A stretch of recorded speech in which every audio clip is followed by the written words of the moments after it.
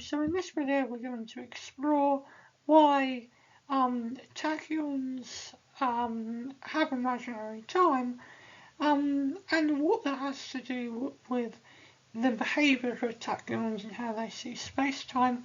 This is building on from a couple of videos ago where we talked about the Lorentz factor for tachyons being imaginary, but we can briefly recap before talking about what imaginary time really means and how we should interpret it.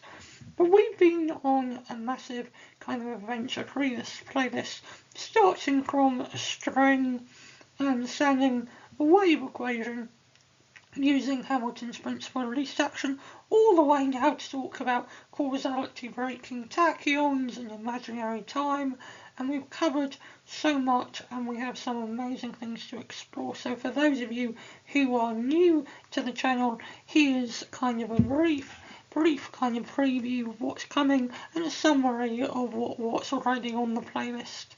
And you know, I'm not the best when it comes to video editing, however, you know, hopefully there's some good music to kind of reflect on the wonderful adventure of physics, which hopefully, you know, this playlist in part shares.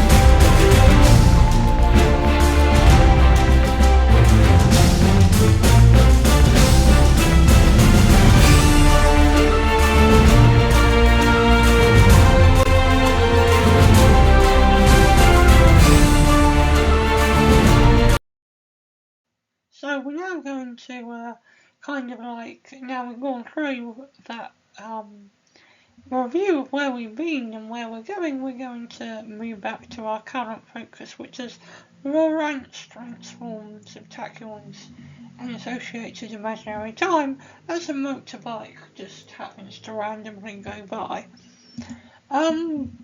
So firstly, tachyons are defined to be particles which relative to us are moving faster than the speed of light. And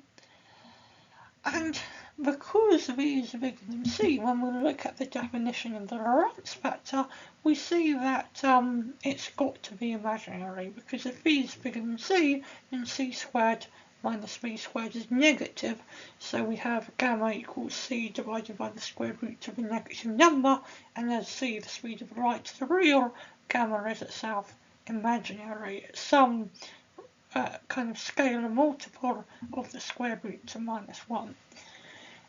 And the thing with the gamma being imaginary is, if we look at our time dilation equation, for example, well, if gamma is imaginary and we want time in our own reference frame, or the time interval between events in our own reference frame, to be real, but gamma is imaginary, then it must be that the time interval from the moving observer's perspective, so the time interval for the tachyon must be imaginary.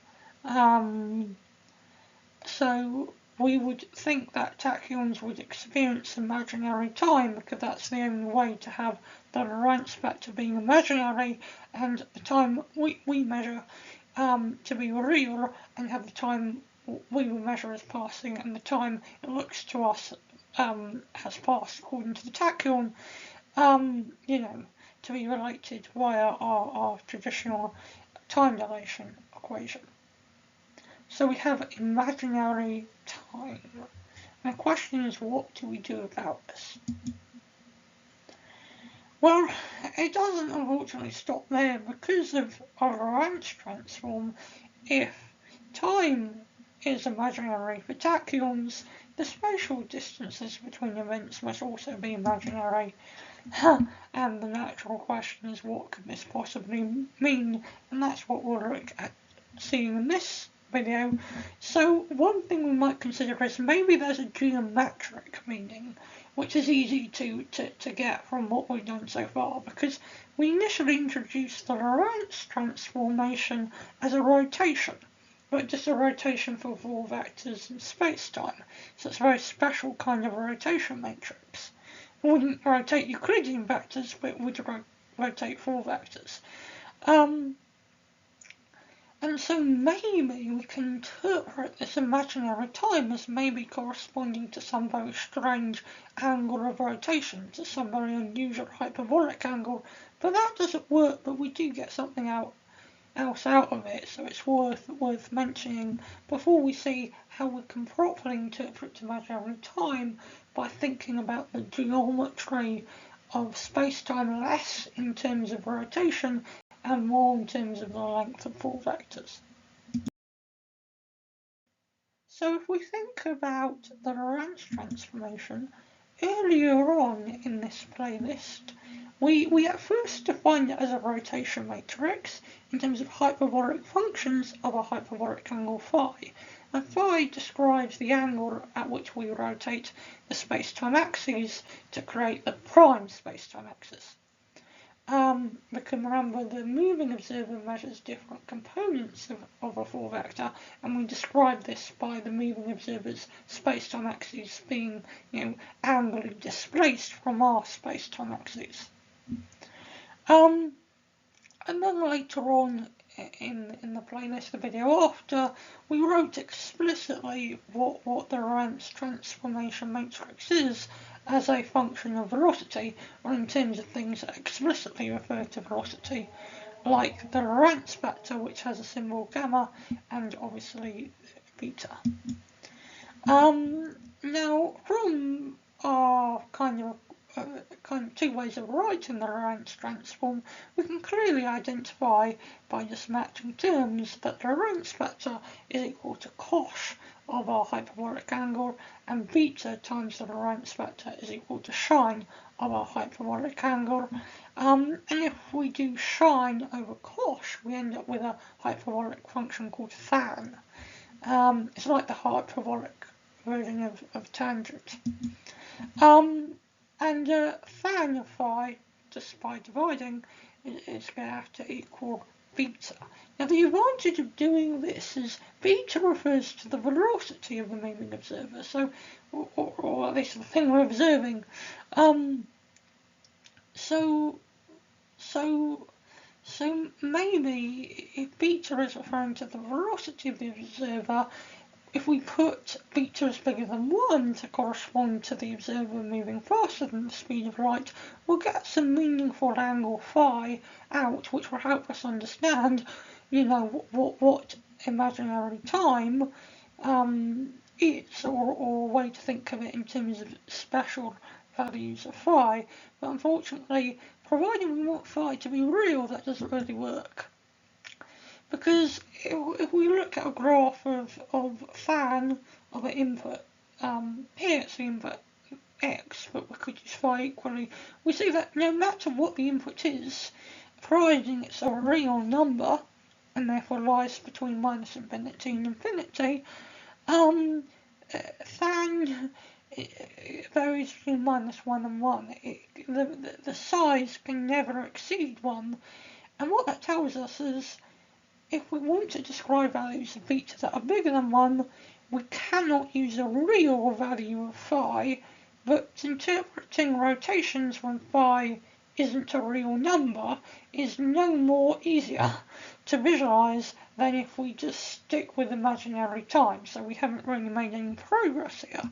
However, one good derivation that comes from this is we've essentially shown that providing the rotation of space-time axes we use to describe jumping from one reference frame to another is given by, you know, a real hyperbolic angle, then the moving observer can't exceed the speed of light, because beta can only vary between 1 and -1. The size of beta cannot exceed 1. So that's kind of, you know, special in itself. But now we're going to look at really what does imaginary time mean in terms of the size of 4 vectors, and therefore we talk about the Minkowski metric. So, we said that kind of thinking geometrically in terms of a hyperbolic angle doesn't really help us much make sense of imaginary time for tachyons.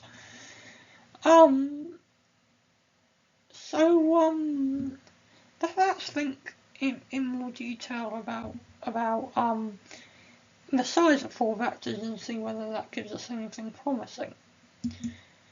Well, for particles that were moving slower than the speed of light, it was natural to go and ensured that the space-time interval between events associated with these particles that move less than the speed of light would be positive, providing we said that the space-time interval describing the size of 4 position is given by taking the time-like component of a 4 vector, squaring that, and then taking away from that the space-like component of 4 position, and then squaring that. So we essentially had time-like component squared minus space-like component squared, gave us some reasonable and meaningful measure of the length of 4 positions, so the distance in space-time, if you like, or square the distance separating 2 events.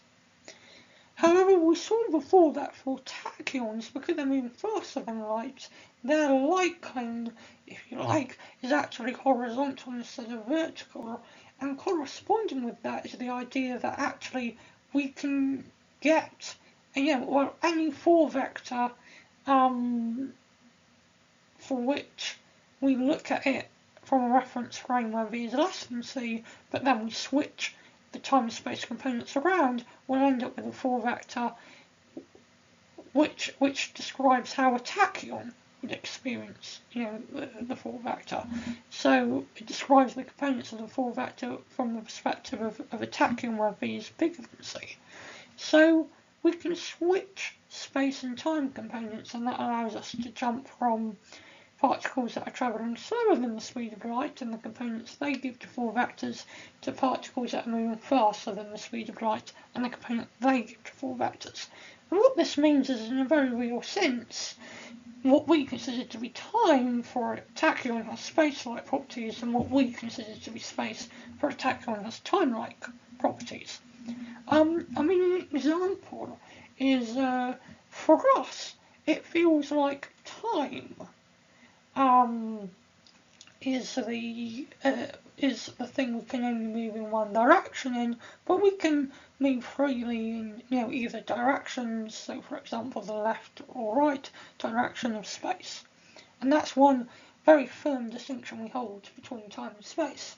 But for a tachyon, it's not time that it can only really keep moving in one direction, it's space. And the reason for that is because for a tachyon, you can't actually slow it down to 0, let alone reverse the direction it's moving in. Therefore, the direction it's moving in is the direction it will always have to move in. So for a tachyon, space has a time-like property in that the tachyon has to move in one direction in space. It can't suddenly start moving in the other direction, or can't even slowly, gradually approach moving in the other direction, because you can't slow a tachyon down to below the speed of light, let alone slow it down and then reverse its trajectory through space. So space has a time-like property.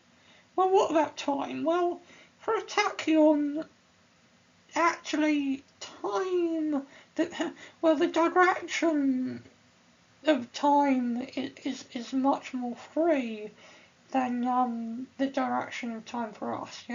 As in, some tachyons sometimes will seem to be moving in the past, other tachyons will sometimes seem to be moving into the future. If we're talking about tachyons generally, although it's worth saying generally that they do move back in time, if we're considering also, spatial distances and, events that aren't associated directly with the tachyon or the stationary observer, things get a bit confusing, but there is, freedom of motion in time, which we would traditionally associate with freedom of motion in space. So for tachyons, time has a space-like quality and space has a time-like quality.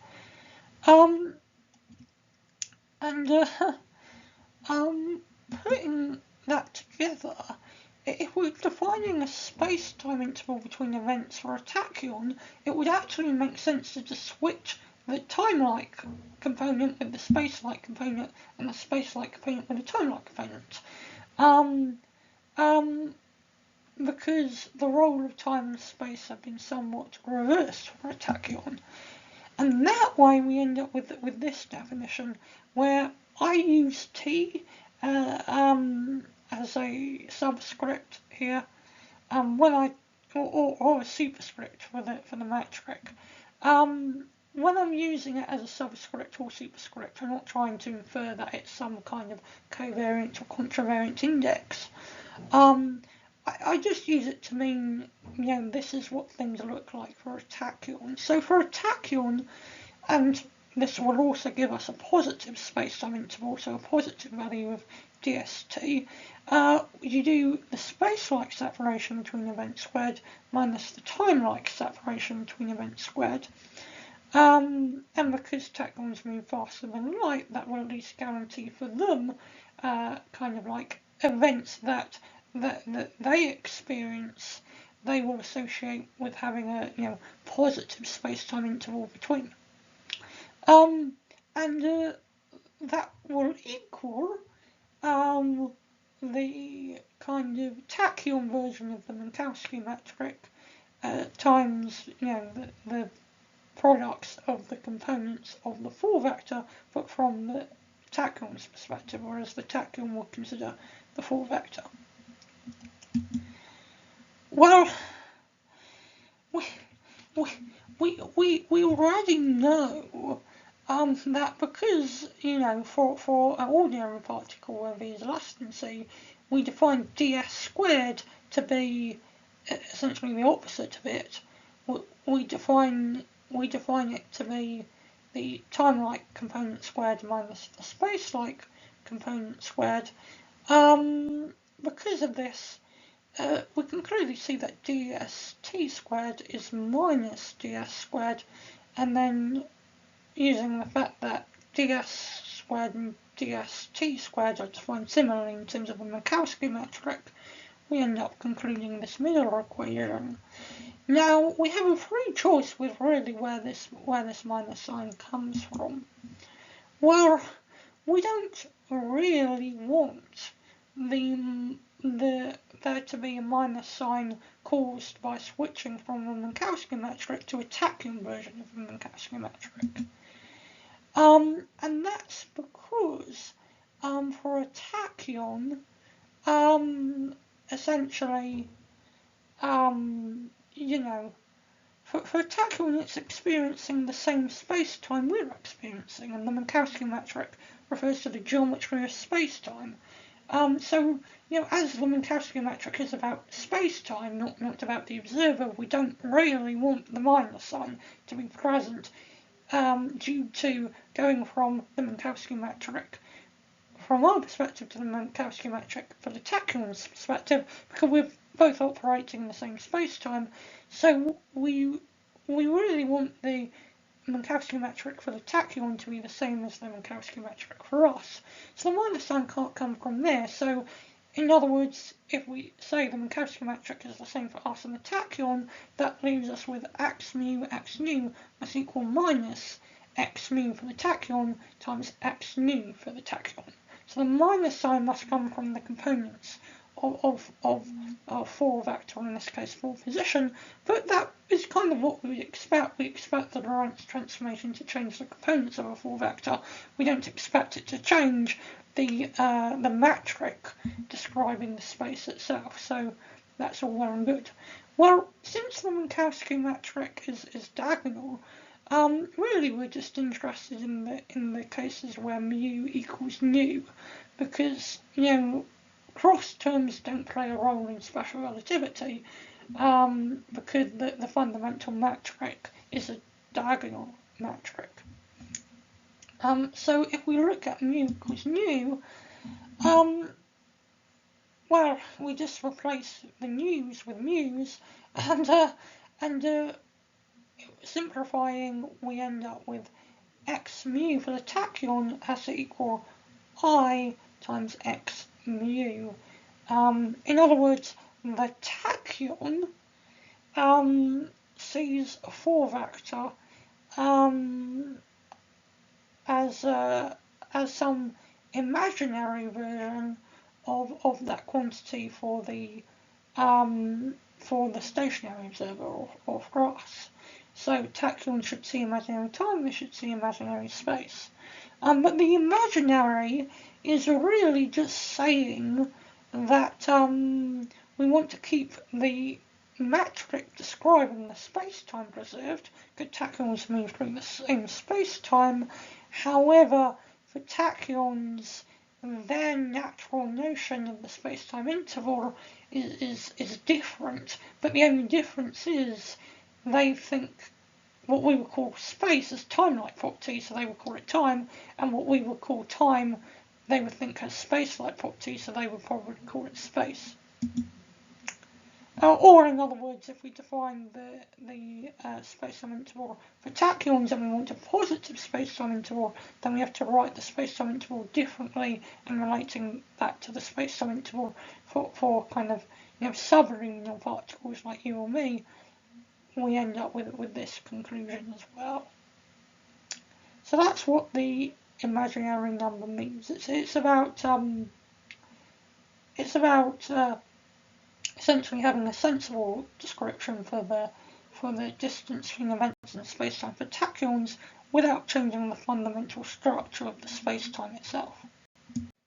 Now, as promised, we talked a lot about tachyons, and we're now going to move on to a challenge. So this challenge is something kind of I give to you to kind of help you play with some of the material and provide any first steps for those that would like to research this material further. So we firstly define the Lorentz factor for a tachyon to be 1 divided by the square root of 1 minus beta for a tachyon squared.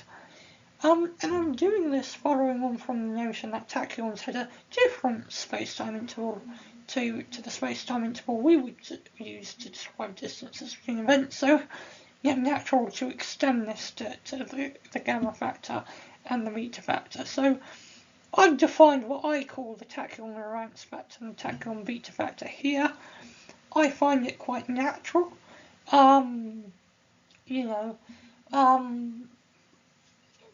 For example, gamma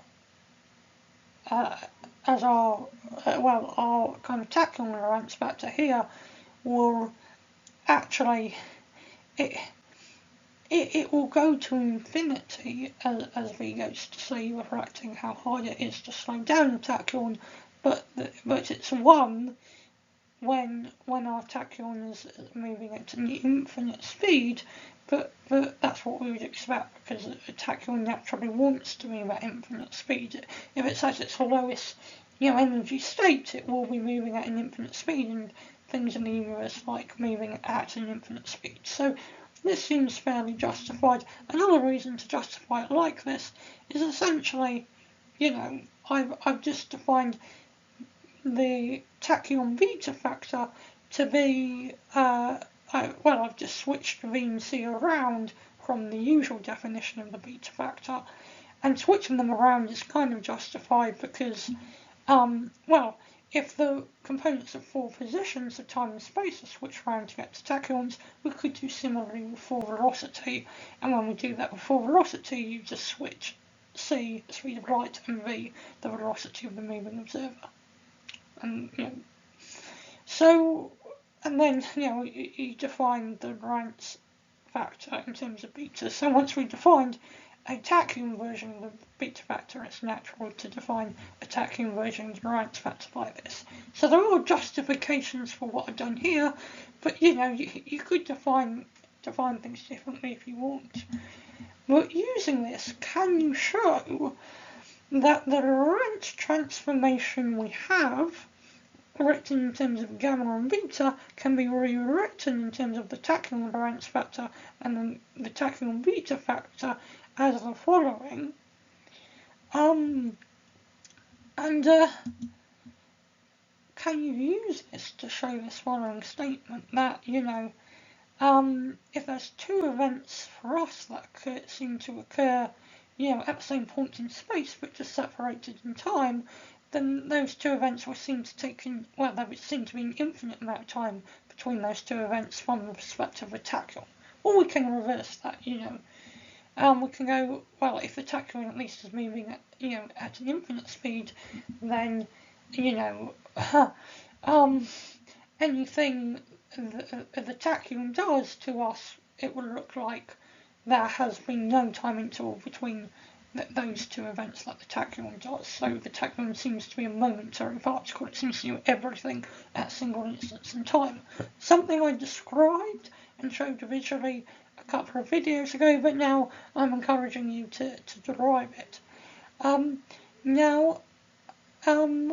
As with all my challenges, I will post when we get to the end of the playlist my solutions, but we're still going through the playlist, going through applications. The channel is slowly growing, and so I want to give people the time to look at the video, work through these challenges if they want to, and then sometime later down the line, not too long, I will kind of present the solutions. It's worth saying none of my videos rely on solving the challenges, they're just kind of like parentheses to help get one going. So I hope you've liked this video. Let me know what you think of the shorter videos, because it's something I'm trying, because I realise a lot of my videos are quite long, but also the shorter videos means I'm being quite technical and to kind of be very concise.